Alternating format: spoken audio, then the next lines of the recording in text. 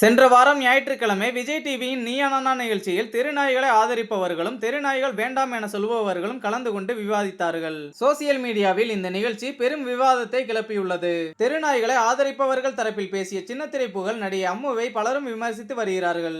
இந்த நிலையில் தன் மீதான விமர்சனங்களுக்கு பதிலடி கொடுக்கும் விதமாக நடிகை அம்மு தற்போது இன்ஸ்டாகிராமில் வீடியோ ஒன்றை வெளியிட்டுள்ளார். அந்த வீடியோவில் அவர் நீயா நானா நிகழ்ச்சியில் கலந்துகிட்ட பிறகு நிறைய பேர் என்னை அபியூசிவ் வார்த்தைகளால் திட்டி வருகிறீர்கள். அதற்கெல்லாம் பயந்து கொண்டு நான் இந்த வீடியோவை வெளியிடவில்லை. அந்த நிகழ்ச்சியில் உண்மையில் என்ன நடந்தது என்பதை எல்லோரும் தெரிந்து கொள்ள வேண்டும். நீயா நானா நிகழ்ச்சியை 8 மணி நேரம் ஷூட் செய்து வெறும் 45 நிமிடங்கள் தான் ஒளிபரப்பினார்கள். இதில் தெருநாய்களை வேண்டாம் என்பவர்களுக்கு தான் பேசுவதற்கு அதிக நேரம் கொடுக்கப்பட்டது.